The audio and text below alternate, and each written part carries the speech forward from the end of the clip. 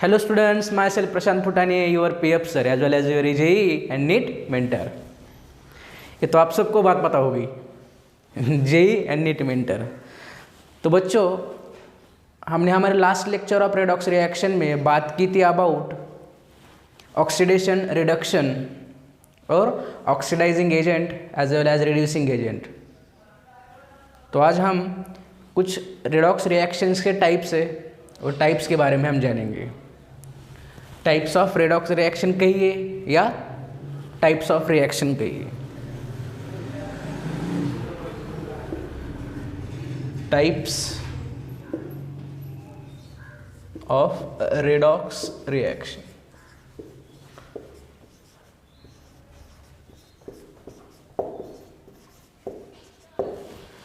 हम यहाँ पर रेडॉक्स रिएक्शन के जो 4 टाइप्स है उनके बारे में हम बात करेंगे.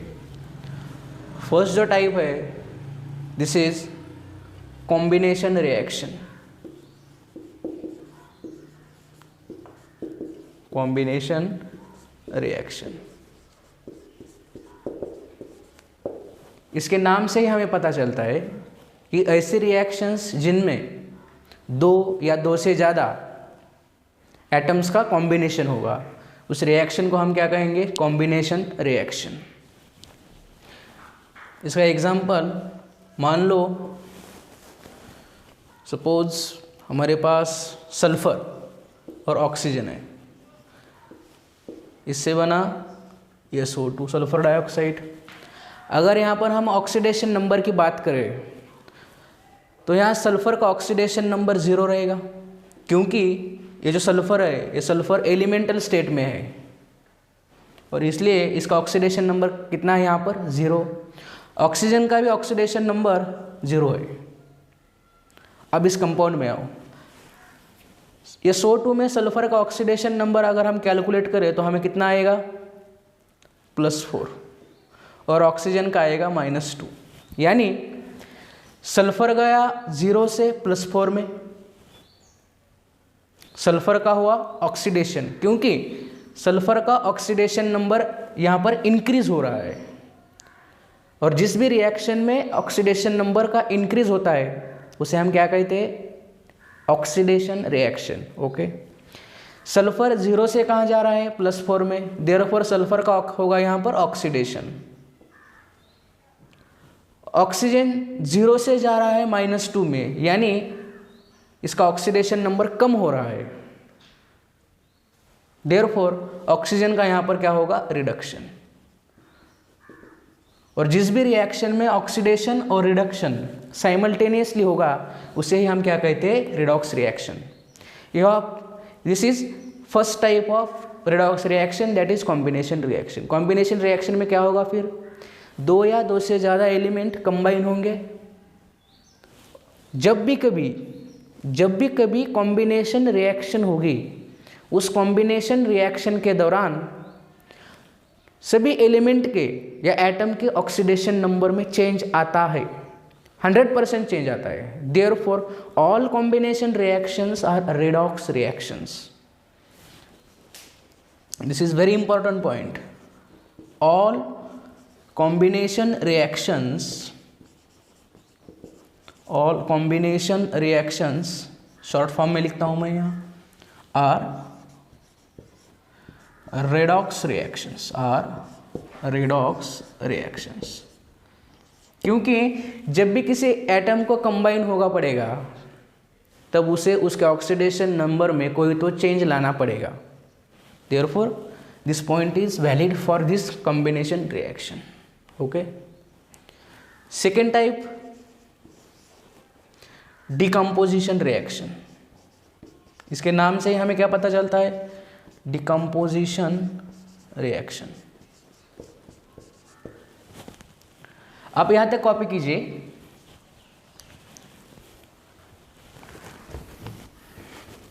ओके. तो हम आप जानेंगे कि डिकम्पोजिशन रिएक्शंस के बारे में.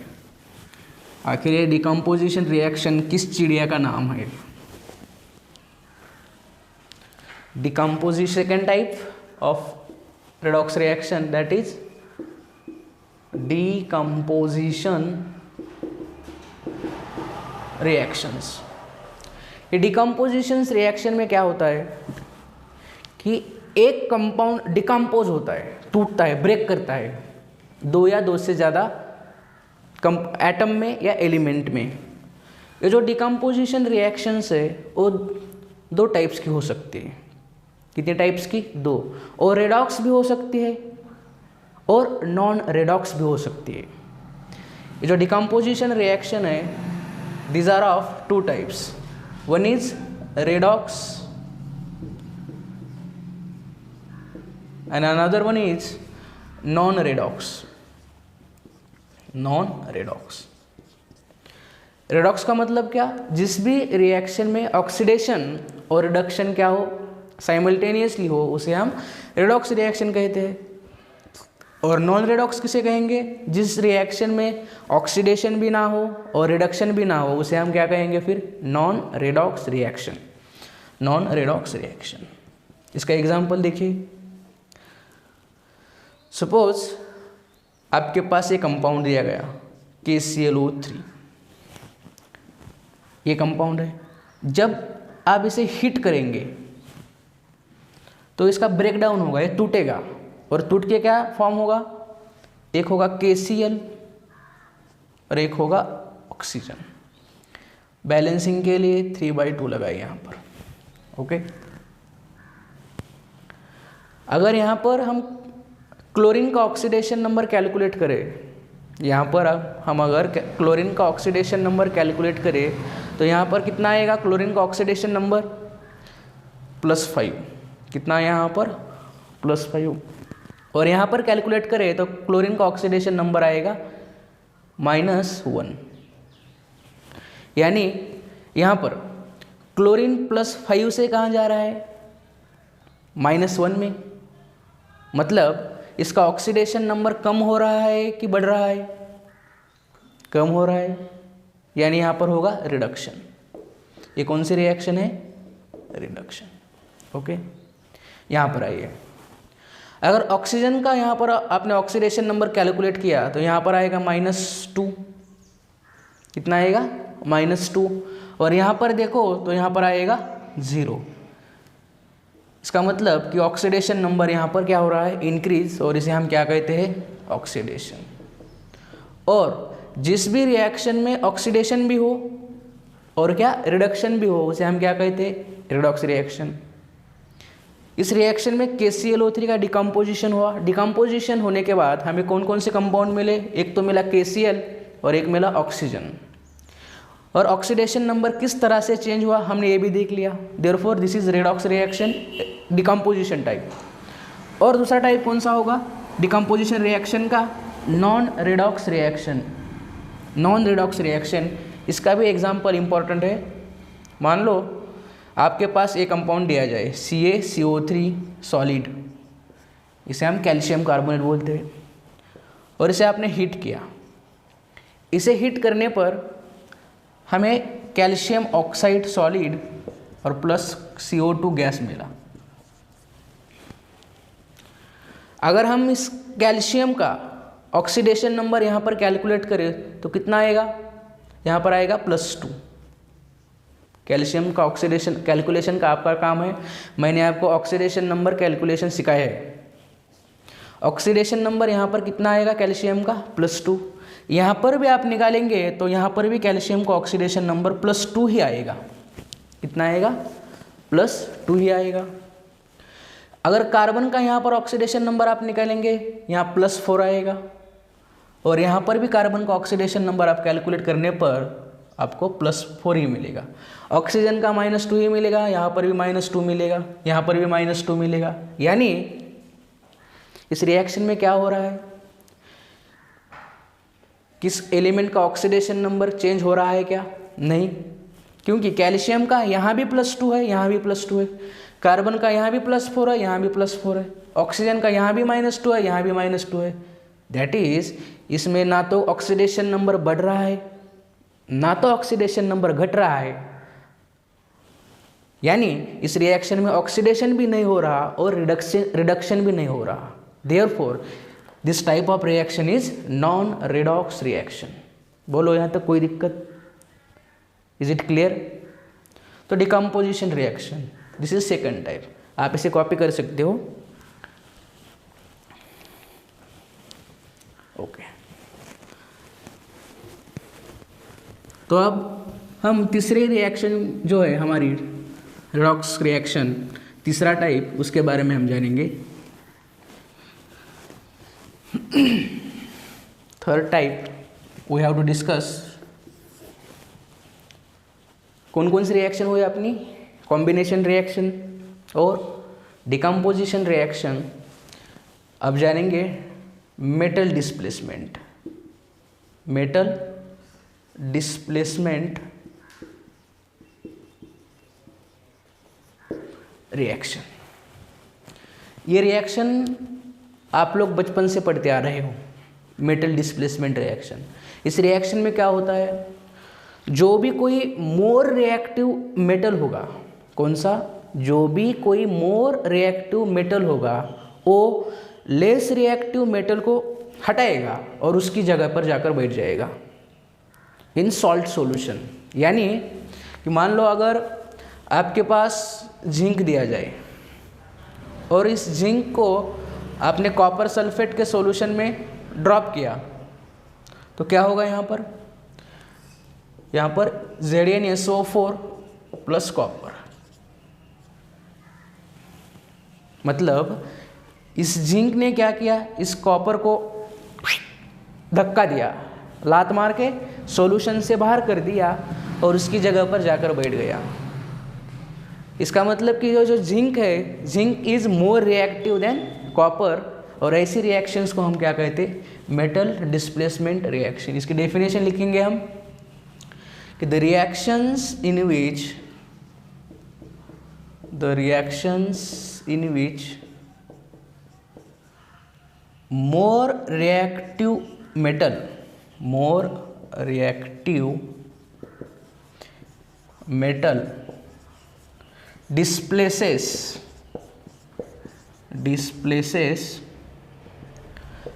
less reactive metal from salt solution, salt solution. और इसी कंसेप्ट के बेसिस पर नीट 2021 में क्वेश्चन पूछा गया है इसी साल, which of the following displacement reaction बोलकर, वो आप चेक कर सकते हो। जिस भी रिएक्शन में एक more reactive element less reactive element की जगह लेगा, उस रिएक्शन को ही हम क्या कहेंगे? Metal displacement reaction. बोलो, यहाँ तक कोई दिक्कत नहीं? कॉपी कर दीजिए आप। This is example. पहले आप डेफिनेशन लिखिए, बाद में इस एग्जाम्पल को कॉपी कीजिए। ओके, जैसे मेटल डिस्प्लेसमेंट रिएक्शन होती है, वैसे ही नॉन मेटल डिस्प्लेसमेंट रिएक्शन भी है। कौन सी reaction? Non metal displacement. Fourth type non metal displacement. Same जैसे कि हमने मेटल डिस्प्लेसमेंट पे क्या देखा कि एक जो मोर रिएक्टिव मेटल है, मोर रिएक्टिव मेटल किसको डिस्प्लेस करता है? लेस रिएक्टिव मेटल को। उसी तरह जो मोर रिएक्टिव नॉन मेटल होगा वो लेस रिएक्टिव नॉन मेटल को डिस्प्लेस करेगा फ्रॉम इट्स सॉल्ट सॉल्यूशन। इसकी डेफिनेशन क्या होगी फिर? The reactions in which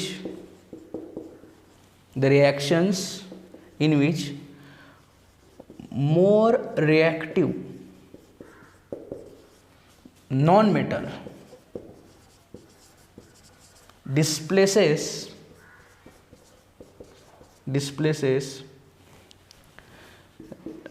less reactive non-metals from it's salt solution, salt solution are known as this non-metal